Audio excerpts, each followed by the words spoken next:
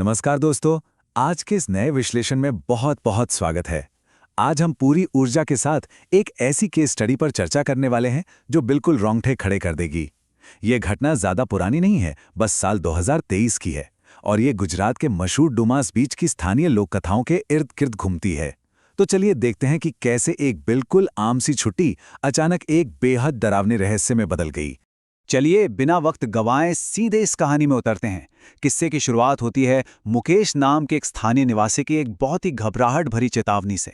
मुकेश का कहना है कि उसने बचपन से यहाँ की डरावनी कहानियां सुनी हैं और इस रेत में सच में कई राज दफन हैं। उस जगह को लेकर वहाँ के लोगों में डर बिल्कुल साफ दिखता है। लेकिन सोचिए, ये डर हकीकत में कितना भयानक रूप ले सकता है। रात के 3 बज रहे हैं। घर में बिल्कुल पिन ड्रॉप सन्नाटा है। मुकेश बाथरूम से वापस लौट रहा है और अचानक क्या देखता है कि उसका दोस्त कार्तिक अंधेरे में बिस्तर पर बैठा हुआ है। वो कुछ बोलता नहीं है, बस अचानक पागलों की तरह जोर जोर से हंसने लगता है। मुकेश घबराकर लाइट जलाता है और जो दृश्य सामने था ना, वो किसी बुरे सपने से कम नहीं था। कार्तिक के पूरे मुंह पर खून लगा हुआ था और उसके हाथ में मुकेश का पालतू हैमस्टर था जिसका सर धड़ से अलग था। अब जाहिर है ये कोई मामूली घटना तो थी नहीं, पर सवाल यह है कि बात यहां तक आखिर पहुंची कैसे। इस पूरी घटना को ढंग से समझने के लिए हमें थोड़ा पीछे जाना होगा।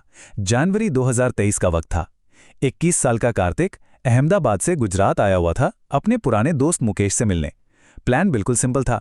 कार्तिक एक रात मुकेश के घर रुकेगा और वो लोग डुमास बीच घूमेंगे। यहां तक सब कुछ बिल्कुल नॉर्मल था, लेकिन पूरी समस्या तब शुरू हुई जब उन्होंने समय को लेकर एक बेहद गलत फैसला कर लिया। भाग 1, आधी रात की चेतावनी और मुकेश का डर। अब देखते हैं कि उस रात आखिर हुआ क्या था। कार्तिक ने अचानक जिद पकड़ ली कि उसे आधी रात को ही डुमस बीच घूमना है। मुकेश बचपन से वहां रहा था, उसने सख्त मना किया, पर कार्तिक ने उसके डर को अंधविश्वास कहकर टाल दिया और ठीक रात 12 बजे अकेला ही डुमस बीच की तरफ निकल गया। 1 घंटे बाद रात 1 बजे कार्तिक लौटकर आता है, पर वो बिल्कुल चुप था, जैसे किसी अजीब से नशे या सुन्न स्थिति में हो। वो सीधा आकर सो जाता है। और फिर आते हैं रात के 3 बजे, जब वो खून से सना हुआ दृश्य सामने आता है जिसके बारे में हमने अभी बात की। 1 घंटे का वो अकेलापन और सब कुछ पूरी तरह बदल गया। अगली सुबह आती है। कार्तिक नींदें पूरी करके उठता है और सबसे हैरानी की बात यह थी कि उसके चेहरे पर कोई पछतावा ही नहीं था। दरअसल उसे रात की उस हैमस्टर वाली भयानक घटना का कुछ याद ही नहीं था। उसने इस बात से साफ इनकार कर दिया। लेकिन जाहिर है मुकेश के परिवार ने जो अपनी आंखों से देखा था वो झूठ तो नहीं हो सकता ना। पड़ोसी भी वहां इकट्ठे हो गए और काफी गुस्से में थे। आखिरकार मुकेश के माता पिता ने कार्तिक को तुरंत अपना घर छोड़ने के लिए कह दिया। जैसे ही कार्तिक अपना सामान लेकर नीचे उतरता है, मुकेश दौड़कर उसके पास जाता है। वो गुस्से में उसको रोकता है और पूछता है कि आखिर रात में उसने ऐसा क्यों किया। तब कार्तिक एक ऐसी बात बोलता है जो सच में चौंका देने वाली थी। वो कहता है कि बीच पर वो अकेला था ही नहीं, उसे वहां एक अकेली गरीब औरत मिली थी और वो तो बस उस औरत को उसकी झोपड़ी तक छोड़ने गया था। भाग 2, उस बूढ़ी औरत की झोपड़ी, एक रहस्यमयी जगह। अब मुकेश को सच जानना ही था, तो वो कार्तिक से कहता है कि ठीक है, मुझे उस झोपड़ी तक ले चलो। शाम के करीब 7 बज रहे थे। जब वो दोनों उस जगह पहुंचे तो वहां कोई नहीं था। झोपड़ी पूरी तरह खाली थी। मुकेश शक की नजरों से देख रहा था, पर कार्तिक लगातार जिद कर रहा था कि वो औरत रात 12 बजे जरूर लौटेगी और उन्हें इंतजार करना चाहिए। एक ऐसी औरत का इंतजार जो शायद वहां थी ही नहीं। और वहां उनका लंबा इंतजार शुरू हो गया। शाम 7 बजे से लेकर रात 11 बजे तक वो दोनों वहीं थे। पूरे 4 घंटे का बेचैन कर देने वाला सन्नाटा। रात के 11 बज चुके थे और मुकेश शौचालय जाने के बहाने झोपड़ी के पीछे जाता है। और वहां ठीक झोपड़ी के पीछे मुकेश को एक ऐसी चीज दिखती है जिसने उसके पूरे होश उड़ा दिए। भाग 3, बहुरूपिया बेनकाब। असली कार्तिक आखिर था कौन? मुकेश झोपड़ी के पीछे देखता है कि एक लड़का जमीन पर औंधे मुंह लेटा हुआ है। वो बेजान सा लग रहा था, पर जिंदा था। जब मुकेश डरते डरते उसके पास जाता है और उस लड़के का चेहरा पलटकर देखता है तो वो सुन पड़ जाता है। ये इस कहानी का सबसे बड़ा मनोवैज्ञानिक झटका है।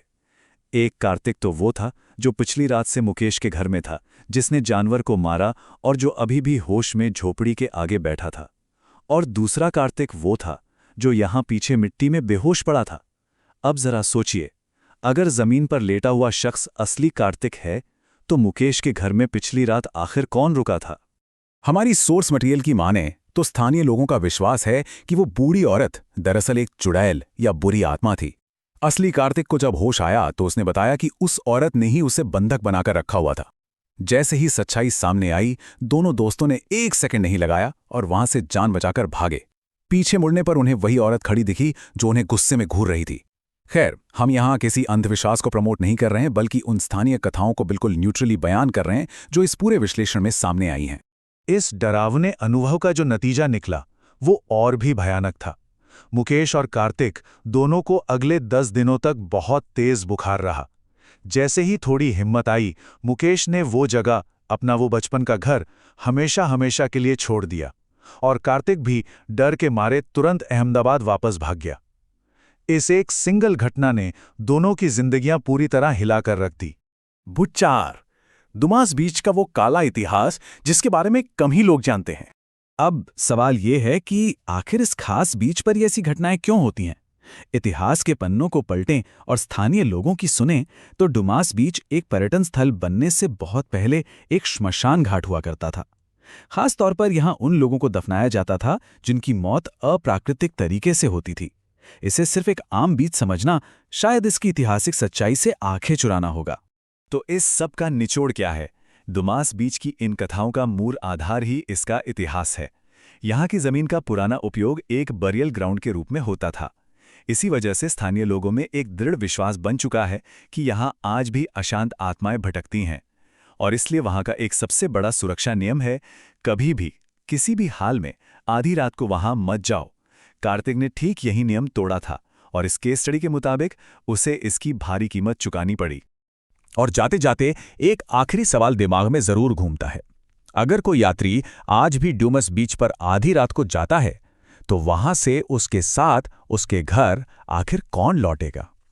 यह विश्लेषण हमें इस बात की याद दिलाता है कि स्थानीय कथाएं चाहे कितनी भी अविश्वसनीय क्यों ना लगें, उन्हें अनदेखा करना कभी-कभी एक बहुत बड़ी भूल हो सकती है।